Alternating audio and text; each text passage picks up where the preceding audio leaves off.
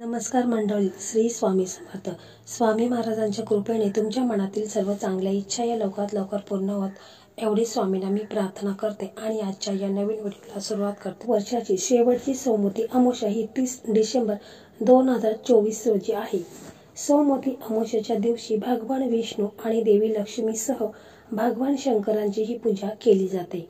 या दिवशी पितरांना तर्पण आणि पिंडदानही केलं जातं. असं केल्याने इच्छित फळ प्राप्त होते असं देखील मानलं जातं. तर ही अमावस्या सोमवारी आल्यामुळे हिला सौमती अमावस्या असं देखील म्हटलं जातं किंवा मार्गशीर्ष अमावस्या असं देखील म्हटलं जातं. तर ही अमावस्या सर्वात मोठी अमावस्या आहे आणि या अमावस्याच्या दिवशी आपल्याला आपल्या उंबरठ्यावरती गाईच्या गौरीच्या सेनीसोबत आपल्याला काही वस्तू आहेत तर त्या जाळायच्या आहेत. तर ह्या वस्तू घरात जाळल्यामुळे आपल्या घरामध्ये जे काही दोष आहेत, जी काही निगेटिव्हिटी आहे, नकारात्मकता आहे, जी काही बाधा आहे तर ती दूर होण्यास खूप मदत होणार आहे आणि यामुळे आपल्या घराची भरभराट होणार आहे. आपल्या मुलांची, पतीची अगदी भरभरून प्रगती होणार आहे. तर असा सर्वात महत्त्वाचा उपाय आज मी या व्हिडिओमध्ये शेअर करणार आहे. तर व्हिडिओ हा स्किप न करता शेवटपर्यंत पहा. चॅनलवरती नवीन असेल तर चॅनलला सबस्क्राईब करा. व्हिडिओ पाहत असताना व्हिडिओला लाईक करा. त्याचप्रमाणे श्री स्वामी समर्थ असे कमेंट करा.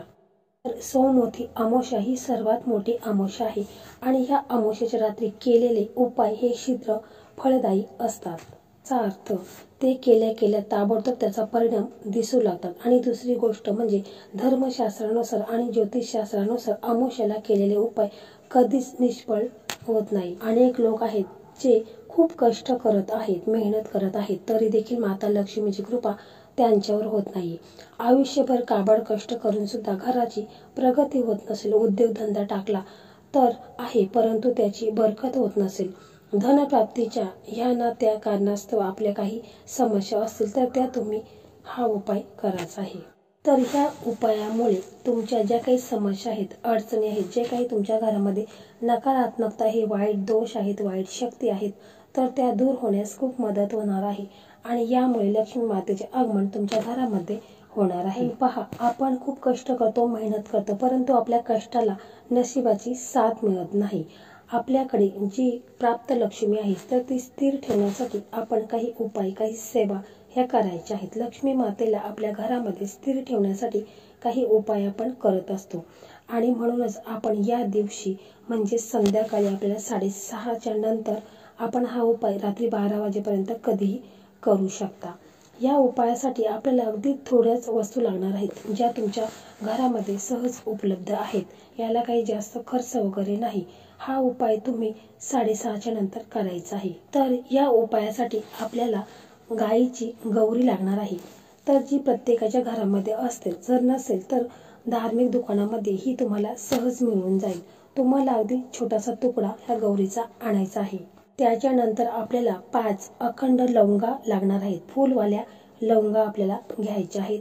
भीमसेनी कापूरच्या 4-5 वड्या आपल्याला घ्यायच्या आहेत. पिवळी मोहरी आहे तर ती थोडीशी घ्यायची आहे आणि ह्या सर्व वस्तू आहेत तर तुमच्याकडे मातीची पंती असेल अशी मोठी पाहिजे ती घ्यायची आहे किंवा जर एखादं भांडं तुमच्याकडे असेलच तर ते घ्या. त्याच्यामध्ये ह्या सर्व वस्तू ठेवायच्या आहेत.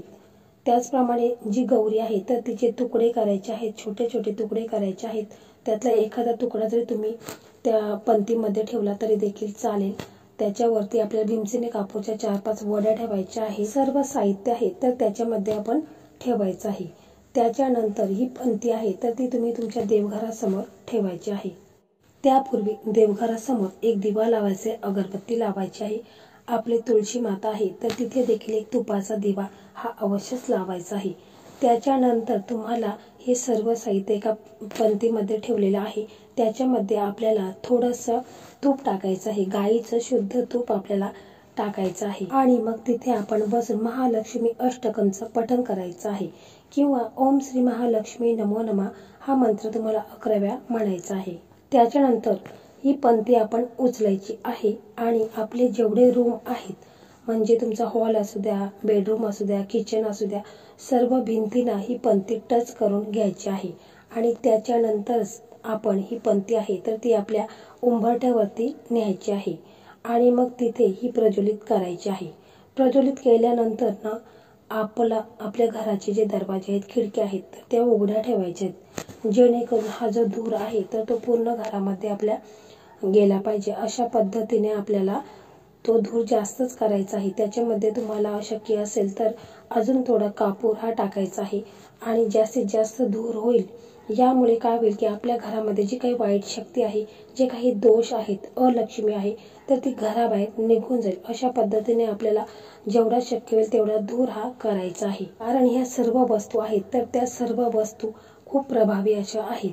तर पहा, जे आपण गायीची गौरी घेतलेली आहे तर ती जाळल्यामुळे आपल्या घरामध्ये जी काही नकारात्मकता आहे, वाईट दोष आहेत, तर ते सर्व घराबाहेर निघून जातात. तसेच भीमसेनी कापूर हा खूपच प्रभावी आहे. यामुळे देखील जी काही नकारात्मकता आहे, दोष आहेत, ते देखील दूर होण्यास मदत होत असतात. तसेच लवंगा या माता लक्ष्मीला अतिशय प्रभावी आहेत.